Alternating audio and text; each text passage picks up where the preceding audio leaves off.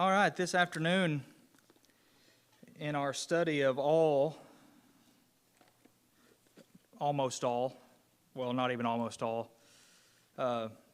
supposedly all the men and women of the Bible, we're looking at two characters. One's a little bit lesser known. I've tried to incorporate, which I already said this probably at the very beginning, all of the feedback, all of the advice and suggestions and feedback, one of which, it ranged, I guess, from not doing this study at all to doing this study, full throttle. So I have been more selective, sort of trying to meet the middle ground. I've been more selective than I had been in the few years ago when we did this study on Wednesday night.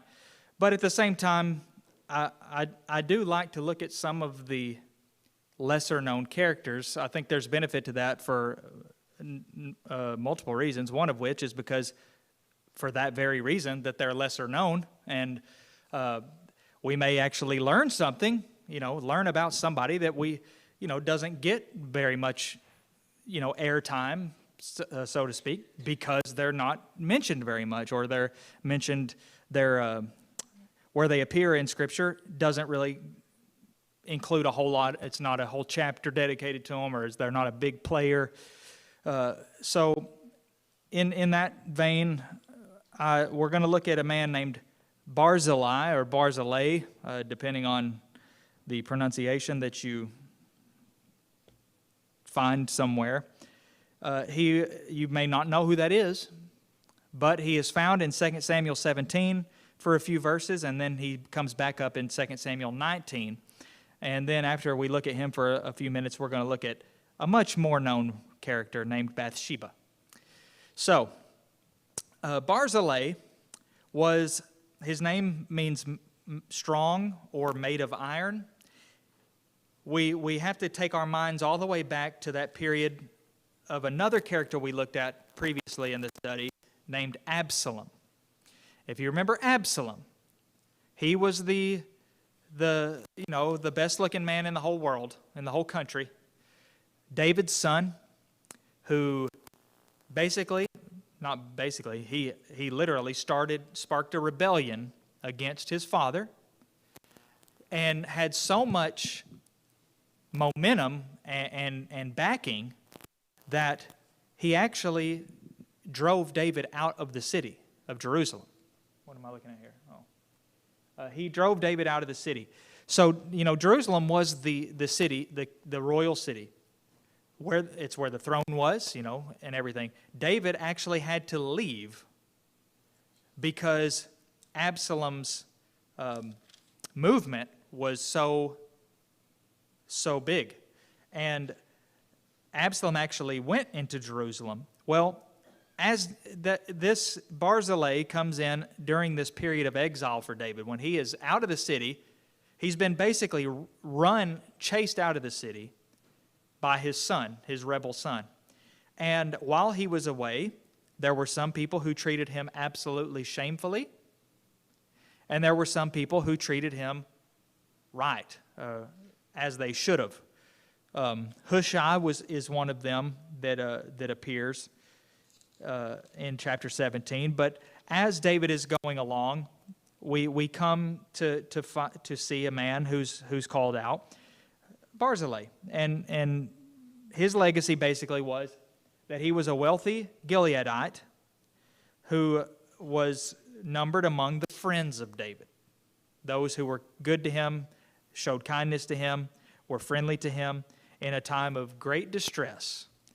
Don't you appreciate people who are kind and friendly and helpful in a time of great distress? There are few things sweeter than that, aren't there? Because you're in this great predicament of some kind, whether it's mourning or whether it's some other tragedy that's taken shape or form, or you're maybe sick or something, and the people that are there for you and help you in those times, you don't forget that. Even if it was just a little bit of help, or even if it was just a few verses. That's the secondary reason why I like looking at some of these lesser-known characters, because there's a lesson in that in itself. You don't have to be one of the, kind of like we said this morning, God doesn't expect me to be great. One of the big-time, heroes are the people that we think of as heroes, like Paul and Jesus himself and Peter and all these, big-time names.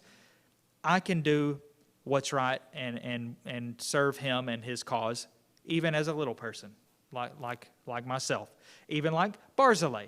So what we read in 2 Samuel 17, just very quickly, so we don't waste all our time looking at the more popular or known character of Bathsheba. It says, what are my verses here? 2 Samuel 17:27 says, when David came to Mahanaim, Shobi the son of Nahash from Rabbah of the Ammonites, and Machir the son of Amiel from Lo-debar, and Barzillai the Gileadite from Rogelim, brought beds, basins, and earthen vessels, wheat, barley, flour, parched grain, beans and lentils, honey and curds, and sheep and cheese from the herd, for David and the people with him to eat, for they said the people are hungry and weary and thirsty in the wilderness. That's a big deal. I mean, that is a big thing. I don't know how much each of these three men that are named contributed, but all of that stuff, that's a lot of stuff to bring to the king. He's been chased out of the city. It was a very dire time. He was still the rightful king, and he was a godly man to boot. Barzillai was courageous. That's one of the things we see here in our paper. He was courageous. He's known for his courageous loyalty. David needed help. He had plenty of enemies because, like we said, Absalom, if you remember, he was a pretty slick trickster. And he was also seemed to be a natural-born politician, sucking up to people, telling them what they want to hear, winning them over with deceit and lies, basically, and flattery. So he had a lot of support, which means David had a lot of enemies and naysayers, anti-David people. So anybody who was on his side was not going to be forgotten, and anybody that was on his side was taking a risk. Because one thing we might not know from personal experience, but maybe from learning history, is nobody really wants to join a side that appears to be the losing side.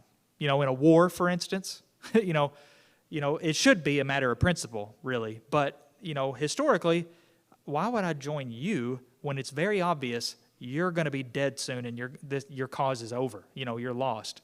It kind of looked like that for David at this point. So to cast your lot with David and to help him was not just an easy decision to make, but it was the right decision to make, and he made that. He was reverent in character.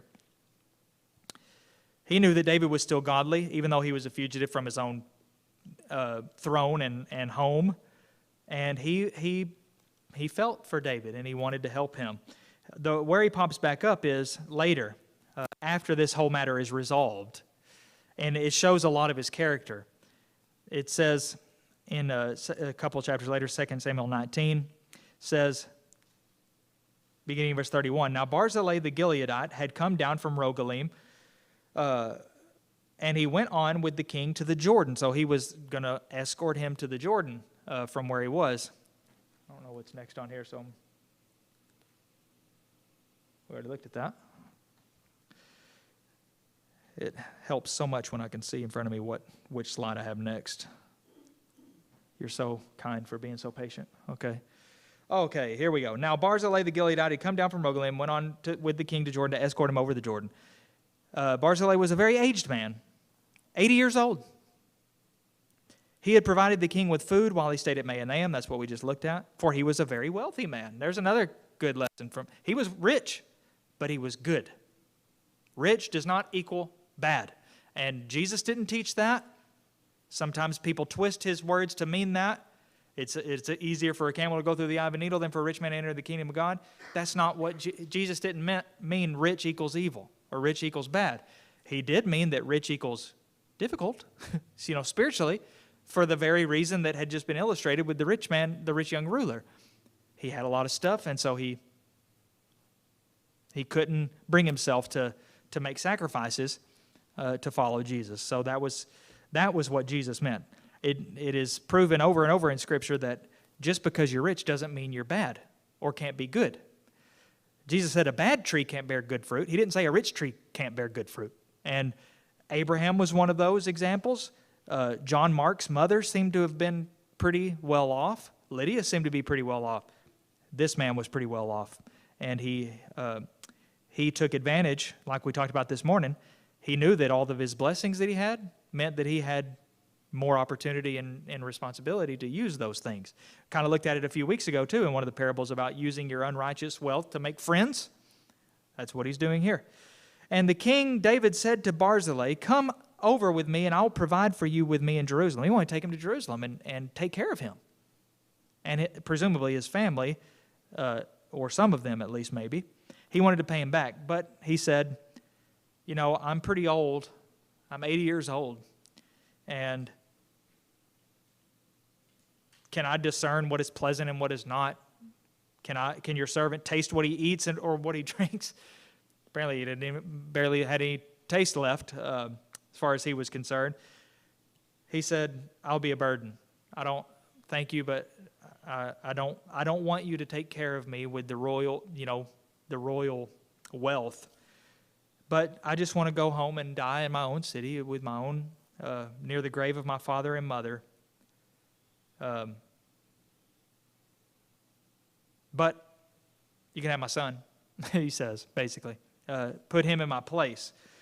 So that already shows something about his character, his humility. I'm honored and humbled, but it would not be, you'd be getting the short end of the stick in this. He didn't want any repayment for help. Remember all those things? What was it? Beds and basins and earthen vessels and wheat and barley and flour and beans and grain and lentils and curds and honey and sheep and cheese. All that stuff. He didn't want any repayment because he was a godly, good man. And doing what was right was most important to him. The king kissed Barzillai and blessed him. Still wanted to take him over the Jordan. I want to walk with you. I want to walk with you there. And then he returned to his own home. Whoops. I don't know what that said. I guess it was the end. The king kissed him, blessed him, returned to his own home, and there was another verse that popped up that I wasn't expecting. So, never underestimate the power and greatness of simple generosity. Sometimes it's the little simple things that are the biggest, the most powerful, the most effective. Not some big, huge event where thousands of people come and whatever. Just the little everyday things. That's the real fertile type of most effective and most potential. Just the everyday things. Not a big one-time thing, just the little everyday things. Just trickles. Helping when you can. This man is not remembered because he did some great heroic deed. He just brought the king some stuff. Some essentials. Didn't even bring him a bunch of riches. Remember that list? Just everyday, regular things that you need. Food, beds, basins, and the essentials, as we would call them. He wasn't one of David's mighty men that gets all kinds of praise and glory for being so mighty. Just an old man who did what he could. Galatians 6:10 says, "So then, as we have opportunity, let us do good to everyone, especially to those who are of the household of the faith." Barzillai, a pretty good example of that. Doing what's right. Also a good example of the love we talked about in Bible class this morning. It's the best interest. He and David probably got along pretty well because they were quite alike in their character, in their heart. Just like David felt about Saul, even though Saul was trying to kill him. He's the Lord's chosen, and I will not stand in the way. Barzillai knew that David was God's chosen, and he was going to side with him, even if everything seemed to be turning towards Absalom. All right? Little deeds, never underestimate. And in the end, there's really no such thing. Generosity, little deeds of generosity. Okay. Bathsheba. You don't have to turn far. Just a few pages. I hope you will. To 2 Samuel chapter 11. As you may know, probably, Bathsheba was the wife of one of David's mighty men named Uriah.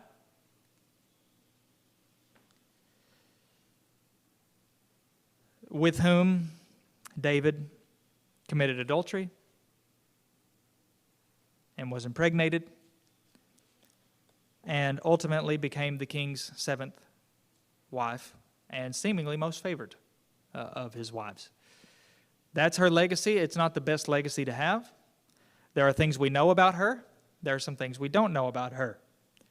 Her name means daughter of opulence, which is another word for luxuriousness, magnificence, splendor. Daughter of splendor, daughter of magnificence is what her name means. I guess maybe she lived up to her name when we see what happened here. But, I didn't even say, Barzillai, you probably see it in your paper, the man of invincible charm, in a good way, not in the way that Absalom was. Bathsheba is the woman whose beauty led to adultery and murder. And it's not what I called her, but that is what happened. And like I said, there are some things we know, some things we don't know. It would not be right to overestimate her role in this situation. Also, wouldn't be right to underestimate her role. What we do know is the steps David took, and those are pretty damning as they stand from David's perspective. They're pretty self-condemning. But exactly what her role, now just a refresher. This took place in Jerusalem, obviously. What we read in 2 Samuel 11 is it's an unfortunate chapter among multiple unfortunate chapters in 2 Samuel in the life of David. But this really kind of was what kicked things off with the downward spiral of David's whole reign and life from this point until his last day. That in the spring of the year, which was the time that kings go out to battle, David sent his army off to go to the battle, but unlike normal, he didn't go. He stayed home. And whenever you play that game of what if, and you start walking things back, I don't have any doubt that this is the starting point that David would have walked it back to say, that's the first mistake I made right there. I didn't go. David was normally right there in the thick of things. But for whatever reason, he didn't go this time. And it started a domino effect. Now, David could have stopped at any one of these points. But the way our minds usually work is, what if I hadn't done this? What if I hadn't done this? What if I hadn't done this? Well, if he hadn't stayed home, if he hadn't slept late afternoon, it says, he arose from his couch, or his bed maybe, was walking on the roof of his house, and he happened to see a woman bathing. A very beautiful woman, for that matter, it says. Now, it could have been that this could have been the end, but it wasn't.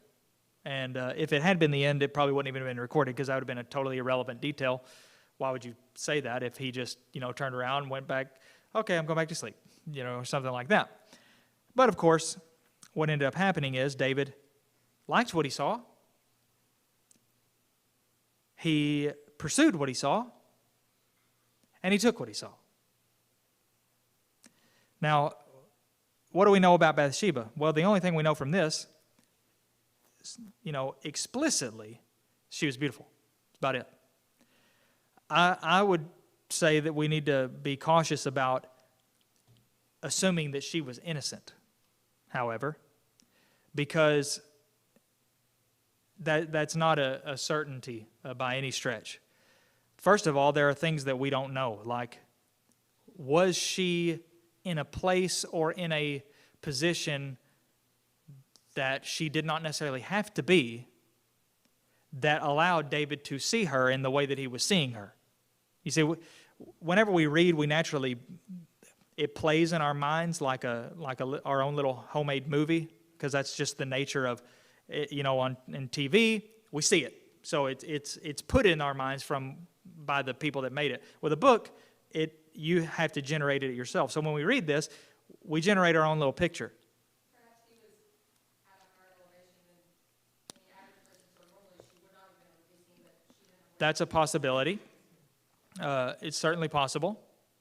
Also, we have to take into consideration the distance. It may have been a pretty far distance that he just noticed her enough to notice that she was beautiful. But at any rate, it's not fair to David to assume that every single ounce of the blame was on him. It's not fair to her to assume that she was doing anything out of the ordinary. At any rate, it was in David's power to do or to not do anything about this. I just wanted to just say that, just to be fair overall, it's not necessarily a given that she was not doing anything wrong in this situation. At this point, even. It doesn't indicate that she was, but it just states the facts as it always. It also doesn't indicate David was doing anything wrong. It just says what David was doing, which we happen to know was going to turn out to be wrong the more he pursued this. Dean, do you have something? Well, it says that she was naked. Like I say, we don't know how close, because it's normally have the men king could be out of a lot of ground.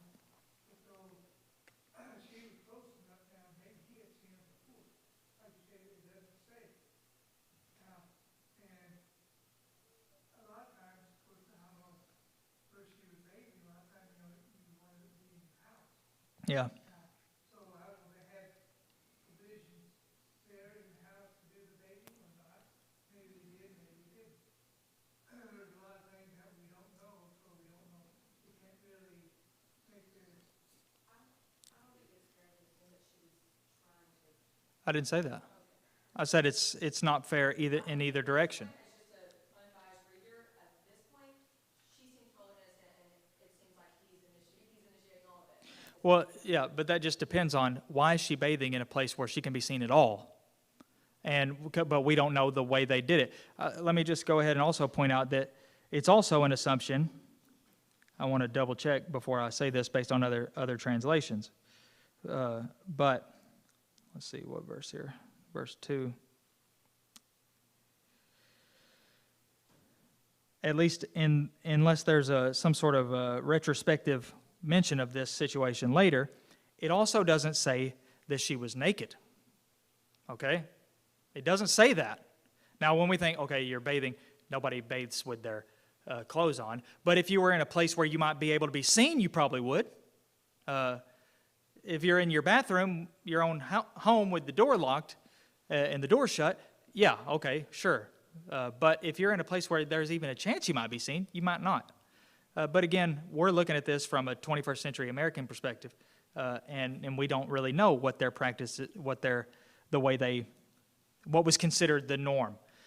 The only thing we know is that he was able to see her, and he did see her. But that could have been the end of it, like I said. Joe, do you have something? Well, it says she was purifying herself, or she had been purifying herself from her uncleanness. So I think there was a process in that women went through to clean themselves. Yeah. So Yeah, it's just, it was a very natural thing that she was doing. yeah. Obviously, the more I'm just talking about the initial situation. The further it goes, David certainly shares the majority of the blame. But I reject fully the notion that all the blame was his. Because even as it progressed, she's still a coherent, and free will. She has her own free will. I would hope that all of you women in here, if anybody, I don't really care if it's a president, even if the president looked like David, okay, that you would say no. No, that's not true.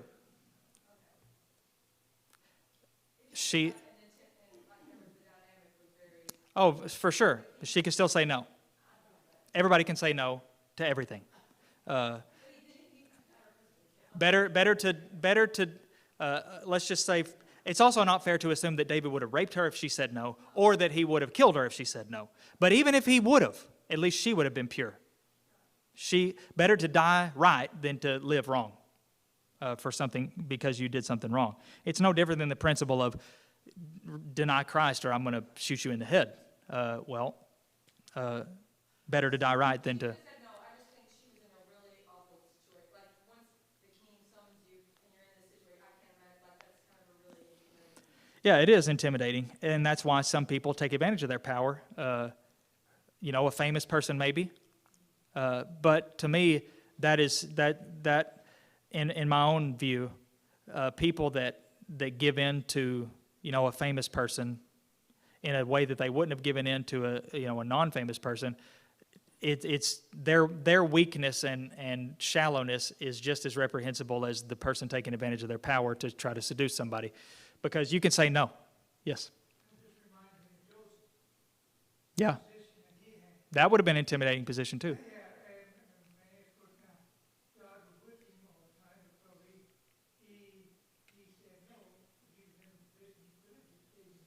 Yeah.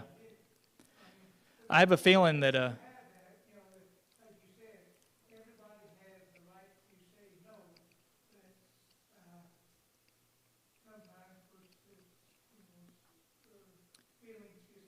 yeah, it's one thing to acknowledge human weakness and to learn from that. It's another thing to say, he was the king. What's she going to do? She can say no. I got a feeling that if Joseph had given in to Potiphar's wife, nobody would be defending Joseph saying, well, what could he do? She was his master's wife. No, they would be saying, Joseph did something wrong. But with Bathsheba, people try to get her off the hook completely.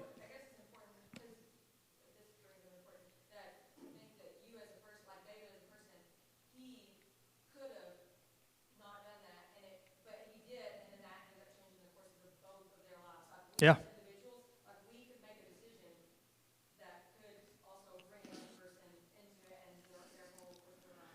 Yeah, it's one thing with Joseph, that was like a moment of one.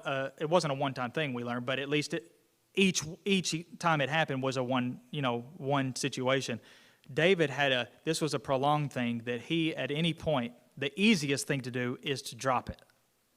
But he was so, enamored that he kept pursuing. It was harder to do the wrong thing than the right thing in this case, but he kept going. Angie, did you have something? I was going to say, we know how Tamar behaved. Yeah. Her incident with Amber, and she apparently did not do that. Yeah. More people would have known about this, and the way the story plays out, it doesn't sound like probably many people knew about this. Yeah. I'm sure that people may have had in the palace may have had some idea, but outside the palace certainly no one knew. Yeah. Somebody would have had to have known, because presumably David didn't go there to her directly. He sent, he sent and inquired.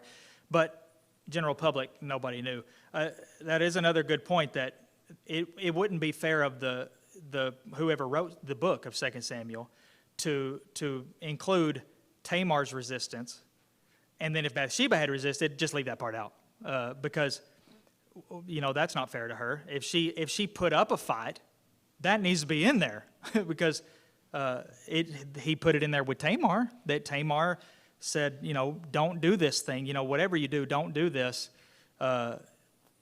She tried everything she could and still resisted. But at least, again, it's awful. It is terrible. But at least she was right. But in the case of Bathsheba, what we read, David sent and inquired, and he found out who her dad was and who her husband was. Number one, she's married. Number two, she's married to one of David's most loyal, mighty men. And number three, she was the daughter of one of his most trusted advisors. That's the end of this matter. That's how it should have gone. It's almost like you meet this woman, you hit it off with her, you find out more about her, it turns out she's your cousin. Well, that's it. Didn't see that coming. It was nice to meet you. This is not going, this wouldn't be right. As soon as you find out she's married, that's it. But even if she wasn't married, if she was just betrothed or even dating, by our standard, one of David's most loyal, mighty men, and was the daughter of see how many the reasons there are to cut this off. But, yeah.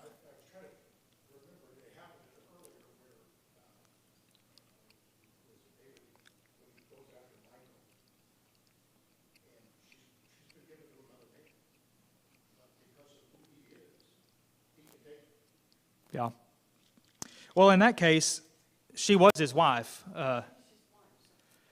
and then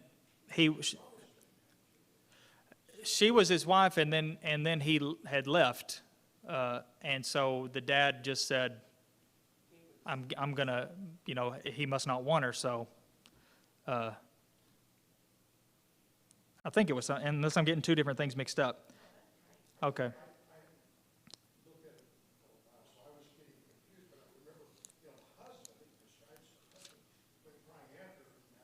Yeah, it's a very sad thing. The husband probably didn't know any better. I mean, he didn't know in that case. So it's really sad for him. He followed him, and he was, because this was his wife he loved. But what he probably wasn't told was that his wife was already married in another life and situation altogether. So David he found out, didn't stop him though. Then it says he sent messengers and took her. So first it was just, who is this woman? He finds out. But somehow in the world, that wasn't enough to make him drop it. So then he sent messengers again. Presumably, these messengers were sent to give her a message, which was, you want to come to the king? The king's inviting you over. Would you like to come? And I have a feeling there was no shortage of the purpose of this meeting. Now, that may be an assumption, but the messengers were sent there to tell her what the king wanted, and it says she came to him and he lay with her. And again, if you compare that with Tamar and Amnon, two totally different pictures that's being painted here. Again, David was the pursuer, and as far as I'm concerned, the pursuer always has the majority of the blame. Even if it's, 51-49, the blame split. The pursuer is definitely the majority. And I would say it's definitely more than that. But still, the pursuer is obviously, she didn't pursue the king. He pursued her. And the rest is history, as they say. It seems that it may have only happened once. But here's another lesson. One time's all it takes. For the horrendous consequence that just ends everybody's life of becoming pregnant. I'm being sarcastic. It only takes one time. And she conceived, and she told David, and this is where David, we're talking about Bathsheba, so I don't think it's necessary to get into the rest of the story. But it is, that's pretty much the end of Bathsheba's part in it, as far as that goes. The rest is David trying to cover his tracks, which had nothing to do with Bathsheba. I will say, at least, David is just made to look like an absolute slob. Pig would be the word, and that would be putting it lightly. This is a man. We'll talk about it when we get to David, which David will probably take. We're not even going to try to get through David in one time. It'll probably take 2, 3, maybe even 4. But sin, it's kind of like when you start lying, you then have to lie more Once you start, you're going to get in a habit. It can't just be. Very few people just make a one lie and then they never lie again. It starts a thing, especially in this case where with sin, it wasn't really lying, but he's the only way to cover up his own sin was with more sin. And it was such a big deal, he felt that he needed to. But I say David would look like a slob because Uriah is made. You remember what Uriah was? Not the mighty man, but he was a Hittite. One of those Ite people, the Ammonites and usually, what kind of people are they usually? Ammonites and Amorites and Perizzites and Jebusites. Okay, what else though, as far as like the way they're depicted? Ungodly. They're bad people. They're the bad guys. Uriah was a Hittite, and he makes David look like the devil, as far as evil goes, because David tried to get him to come home and be with his wife to try to cover it up. There's just a short window of time to get away with that. He wouldn't even do it. He came home at the behest of the king, but he wouldn't. He said, my men don't get to be with their wives. I'm not going to be with my wife. So he slept outside or whatever. And, David, it can't get much less flattering of a person, which is one of the things we should appreciate about the Scriptures is it doesn't try to flatter people. It just says it like it is. And that's one reason why it should be trusted. You think David wanted this chapter in here? If there was ever going to be a chapter to ever be omitted from the Bible, this is the one David would not want in there. If God says, okay, David, you get one chapter, you pick one chapter. Of course there weren't chapters then. You get one section, you pick. Just one. It's going to be this one. No question. But here it is, because it happened. But Bathsheba, yes, she played a part. It may not have, it wasn't as big a part as David. Whoops. But she did play a part. She was not innocent in this. She didn't go near to the lengths that David did in any of it. We have no indication that she plotted with David to have her husband killed. We have no indication that she had any knowledge whatsoever that David was doing any of this stuff. She went to him. She lay with him. She told him she was pregnant. That was it. But she still had it in her power at the beginning. Now it's too late.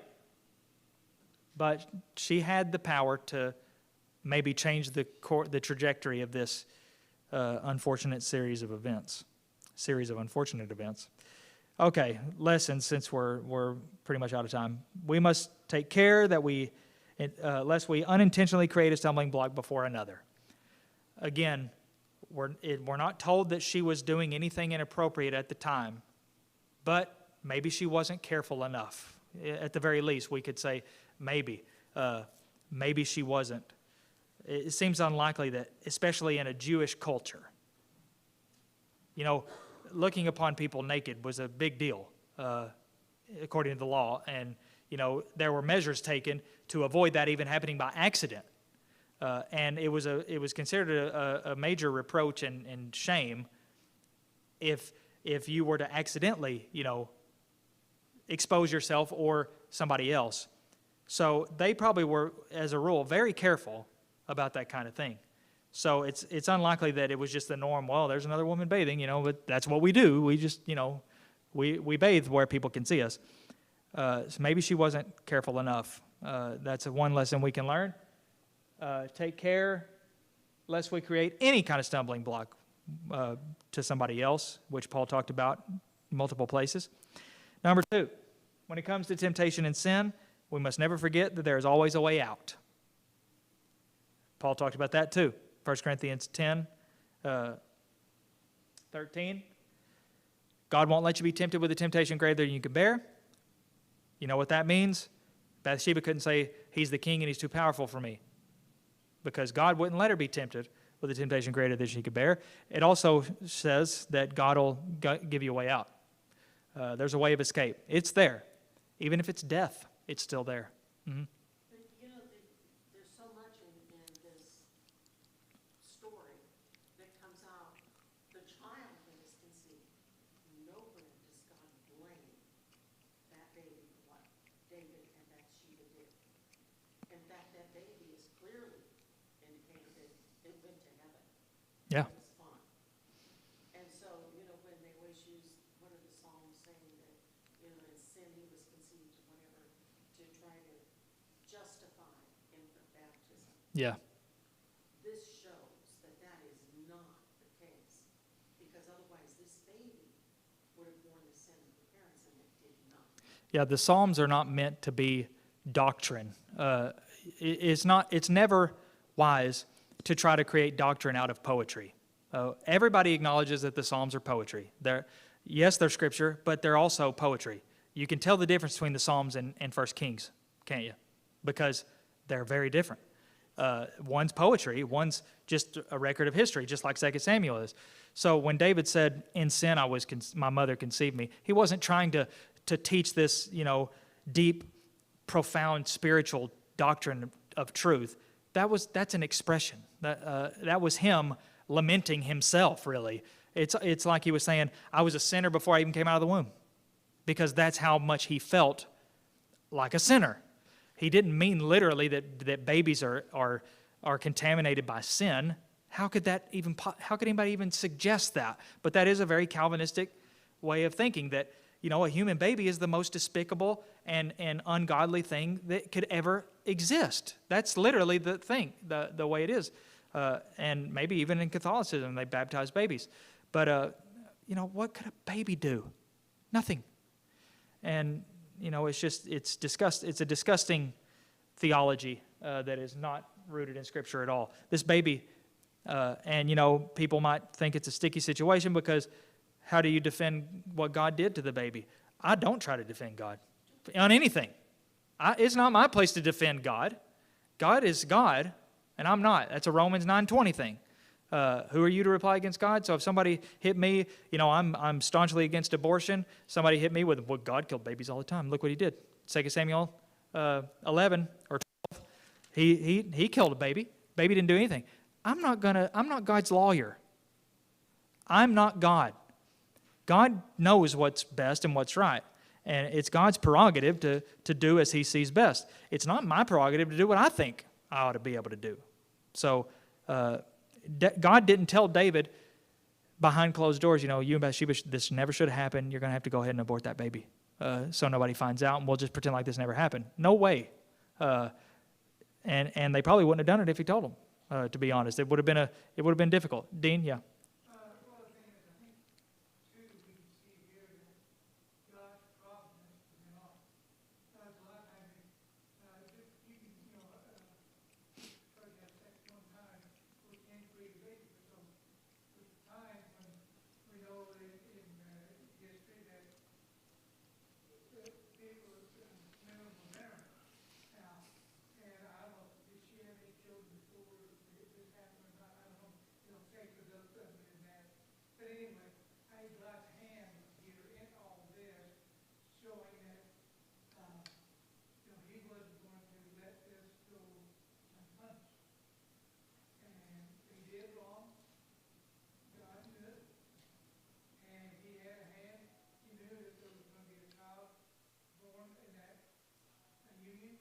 And then he took that child, and man, that child was saved, in a safe condition. Yep. Because we know that, and God knew that too. So I mean, he was in control of all of this stuff that was going on. Yeah. But we wonder why he did it, but though he did. Yeah. The way his other children turned out, though, actually, that baby, It's not a family you want to be born into, I don't think. for that baby to get to go on to heaven and not maybe become the way his other children. Yeah. Look at Amnon and Absalom. But we never can understand God's ways, which is part of ours. Yeah. I mean, as a child, when I thought about Hannah praying so hard to have a child, and then God finally gives her a child, and after she weans him, she gives him over to Eli. Yeah. I'm like, how can you do that? You just gave up. But she gave him to the eternal one. Yeah. And so the eternal one is forever. We're just lone people down here for a while. Yep. I mean, your kids, everything is just for a little while. The eternity is what counts. Yeah. it's always a weak argument to try to use something that God did, and that is supposed to apply to something that I'm allowed to do. I didn't create people. God is the creator, and he knows what's best, he knows what's right, and he always does what's right. And so God, this is where trust and faith comes into play. I don't need to defend God to an unbeliever. God is God. I can defend the men and women of Scripture, what they did and didn't do, because God has given us a standard. And God is God. It's just that simple. And nothing, just because God, we can't use this as an example, like I already mentioned, to actively, purposefully end a baby's life, just because it was inconvenient and shouldn't have happened. There are consequences to our actions, and we need to stop, not we necessarily, but people need to stop trying to be God and know their place. Finally, number 3, being assured of God's forgiveness, we shouldn't let past sin ruin our or control our entire lives. David and Bathsheba both were, as far as we know, forgiven of their sin, and they moved on. Well, it's unlikely that God would have chosen the son of that union of those two people to be the next king Yeah. if he hadn't forgiven them. Yeah, you have to remember, Bathsheba, among other things, was also Solomon's mom. And, David already had sons, several sons. But Solomon was Bathsheba's son. And I think, if nothing else, like you say, that's almost like a token of it's water, it's over. It's past, what's past is past, and now you can move forward, and I'm moving forward with you. Yeah, Dean? What was that when David, when he was first king, that something happened and it was told that his children would be his counsel. He said the sword will never leave your house, never depart from you and your house. And I'm not sure about the children part, but there may be something in there. Yeah, and I think it happened before this time, wasn't it? Not before, not with that. That was that was declared because of this. Right after this. This is what the thing that David, the course he took with killing Uriah and all this stuff, especially killing Uriah. That seemed to be the thing that God, emphasized the most. You took a man's wife, but then you also took a man's life. That man's life. That's whenever that was declared that, yeah, I'm going to forgive you, but there will be consequences for this in an earthly sense. But God forgave him. Nathan called him out as soon as he repented. He said, "I've sinned," and Nathan said, "God's forgiven you." Simple as that. Even something as horrible as those things David did, God forgave it. As far as east is from the west, God said he forgives sin.